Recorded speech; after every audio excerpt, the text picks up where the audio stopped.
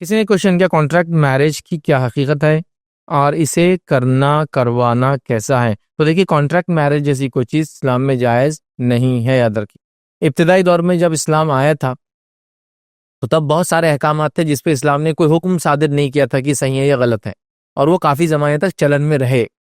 मतलब इस्लाम आया तो कुछ चीज़ें अरब कल्चर का पार्ट थी, इस्लाम ने उसको आते ही नहीं ब्लॉक किया या रोका नहीं, और वो चलते रही, चीज़ें चलन में रही। बाद में फिर अहकामात आते रहे, चीज़ों को रोका गया कि ऐसा मत करो, ऐसा मत करो, ऐसा मत करो। तो उस जमाने में भी लोग कॉन्ट्रैक्ट मैरिज किया करते थे, कॉन्ट्रैक्ट मैरिज किया करते थे, और कभी कभार वो उसकी उसकी नीड की वजह से उन्होंने उसको ईजाद कर लिया था। वो उसकी पहले की शरीयतों में जायज़ थी नहीं जायज़ थी मैं नहीं जानता हूँ, लेकिन उसकी नीड थी। जैसे मिसाल के तौर पे पहले ज़माने की मामला बहुत अलग थे। जैसे एक आदमी यहाँ से निकलता था, सफ़र करके गया, और एक एक समंदर पार करके, कुछ समझो 2 महीने का सफ़र करके गया, फिर वहाँ जाके अपने माल तिजारत को बेचता था या अपनी स्किल और एक्सपर्टीज़ को यूज़ करता था, फिर वहाँ से कमा के पैसा अपने वतन लाता था। तो वो क्या करता था, यहाँ से निकला, जिस ज़मीन में पहुँचा वहाँ उसको साल भर रुकना है, 2 साल रुकना है, उसके बाद आगे जाना है, 6 महीने रुकना है, तो वहाँ कॉन्ट्रैक्ट मैरिजेस कर लेते थे और उसके बाद फिर चले जाते थे। तो ये ऐसा हुआ करता था। इस्लाम आया और ये प्रैक्टिस चलती रही काफ़ी ज़माने तक। उसके बाद नबी अकरम सल्लल्लाहु अलैहि वसल्लम ने कहा कि मैं तुमको मुता करने की इजाज़त नहीं देता हूँ। मुता कहते हैं contract marriage. Contract marriage in the sense, जी को कहे कि 1 महीने के लिए शादी, 2 महीने के लिए शादी, 6 महीने के लिए शादी, साल भर के लिए शादी, और आपने ये चीज़ वो की। लेकिन ये बात नबी अकरम सल्लल्लाहु अलैहि वसल्लम ने आखिर वक्त में बयान की, तो ये बात उतनी चलन में नहीं आई। हत्ता कि नबी अकरम सल्लल्लाहु अलैहि वसल्लम का ज़माना ख़त्म हुआ, अबू बकर सिद्दीक़ का ज़माना आया, तो वहाँ तुम रिकॉर्ड्स नहीं मुझे पता, लेकिन उमर इब्न खत्ताब रज़ियल्लाहु अन्हु का ज़माना आया तो जब कुछ इलाकों में अंदर ये चीज़ चलन में थी। मतलब आप देखिए बकर सिद्दीक़ का ज़माना आके ये गुजर गया और हज़रत उमर अगर उनके ज़माने तक लोग वहाँ प्रैक्टिस करते थे वो चीज़ को। हज़रत उमर ने फरमान जारी किया कि आज के बाद जो ये काम करेगा मुता, तो मैं उसको वैसी ही सज़ा दूंगा जैसे मैं जानी को सज़ा देता हूँ। तो पता चला कुछ इलाकों में, बाद में भी पता नहीं चला, बहुत से लोगों को वो चीज़ चलन में थी, चलती रही काफ़ी दूर दूर तक, ठीक है। लेकिन नबी करीम सल्लल्लाहु अलैहि वसल्लम ने मना करे। तो कॉन्ट्रैक्ट मैरिज शरीयत में अब किसी भी किस्म की कॉन्ट्रैक्ट मैरिज दुरुस्त नहीं। हाँ, जायज़ शराइत के साथ निकाह करना जिसमें निकाह नहीं टूटता, शराइत होती है, वो जायज़ है। जैसे मिसाल के तौर पे कोई निकाह करे और कहे कि हमारी बच्ची आपको हम निकाह में दे रहे हैं लेकिन आप इसको ग्रेजुएशन कराएंगे, तो जायज़ शर्त हुई।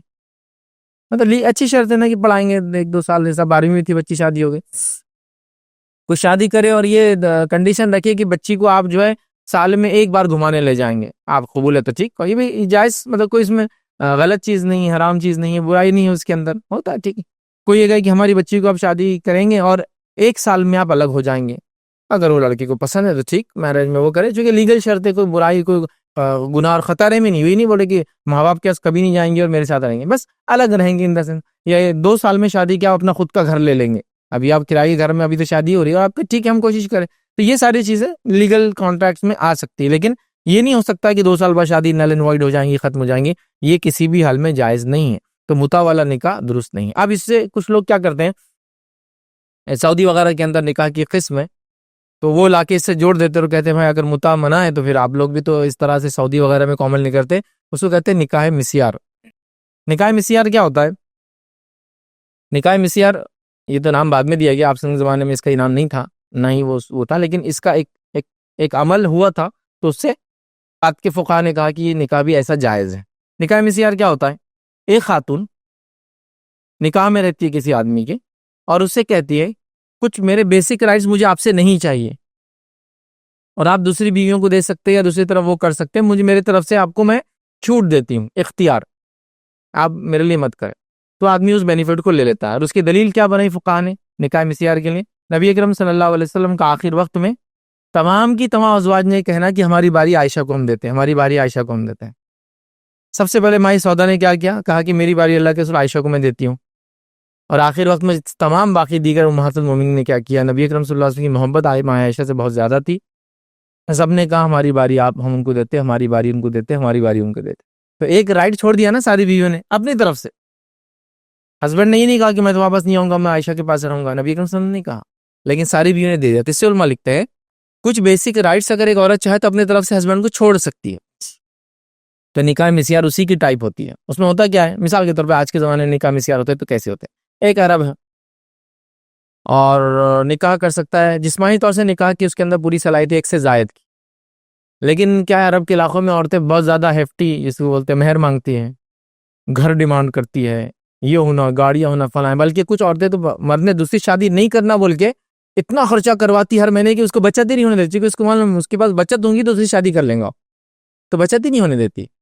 ठीक है, तो इस मामले में क्या किया, जो अरब की कुछ औरतें हैं जो मालदार, ऐसा उसको उसके वालिद से विरासत में बहुत कुछ मिला, में भी बहुत कुछ मिला, तो वो क्या करती है, एक आदमी को देखती है जो दीनदार है, तकवा वाला है, मुत्तकी है, परहेजगार है, उस शख्स को ये कहती है कि आप मुझसे निकाह कर लें, मुझे शौहर की ज़रूरत है, लेकिन आपको मुझे खिलाना पिलाना नहीं है, आपको मेरे रहने करने का इंतजाम नहीं करना है, मैं ऑलरेडी बहुत इस मामले में मुतमईन हूँ।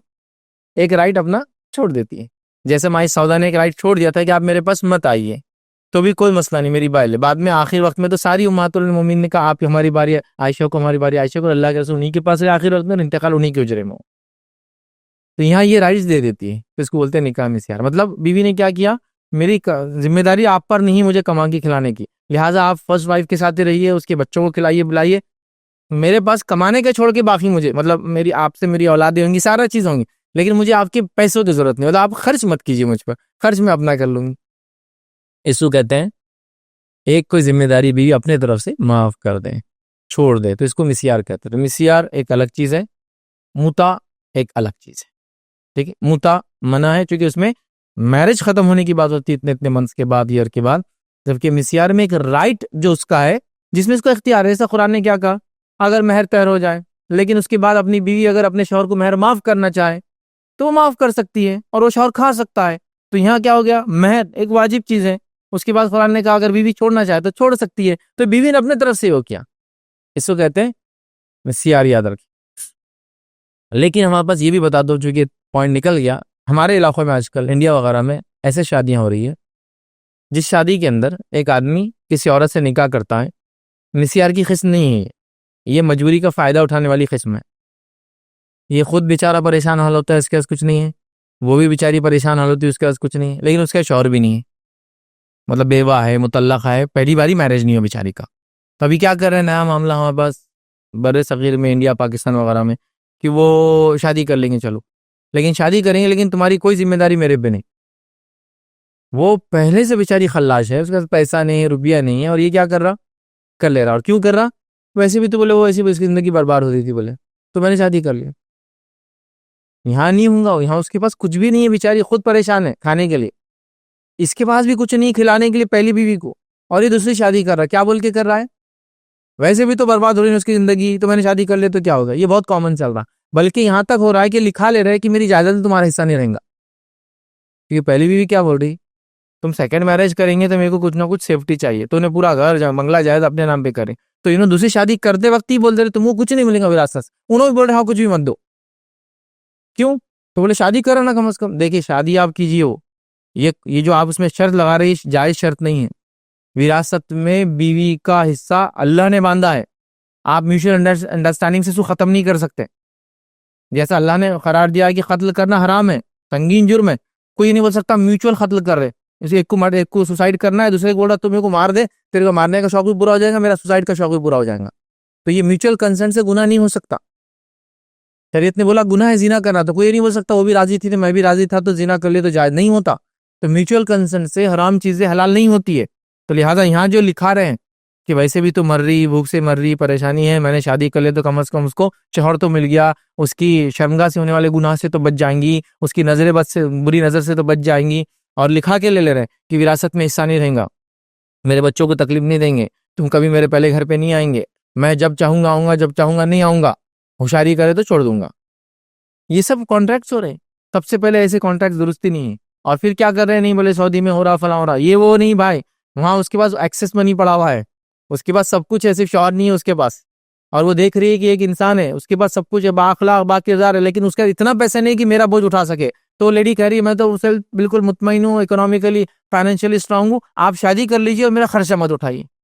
यहाँ थोड़ी बोल सकता है इंडिया में जो बेचारी ऑलरेडी खल्लाश औरत है उसको जरूरत है पैसे की, और वहाँ लिखा ले रहे विरासत में हिस्सा नहीं, बच्चे आके डिस्टर्ब नहीं करना। तो यहाँ ये जो हो रहा गलत हो रहा है, और ऐसी शादियां सेकंड मैरिज मैंने देखा कई लोग कर रहे हैं, और रीजन क्या दे रहे हैं, वैसे भी तो भूख से मर रहे हो, वैसे भी तो गुर्बत से मर रहे हो, मैंने तो एहसान किया, कोई एहसान नहीं किया आपने, जब शादी की तो जो विरासत के हुकूक है वो आ गए। अब ये चीज आप म्यूचुअल अंडरस्टैंडिंग से नल एंड वॉइड नहीं कर सकते, तो बहरहाल समझने की जरूरत है। तो कॉन्ट्रैक्ट मैरिज इस्लाम में जो मुता की शक्ल में होते थे, जो डिफाइंड पीरियड के लिए होते थे, और कभी कभार ये भी होता था कि इतने पीरियड साथ रहेंगे, औलाद हो जाए तो मेरी होंगी या तेरी होंगी, वो भी होता था। ये शरीयतन जायज़ और दुरुस्त नहीं है, याद रखिए।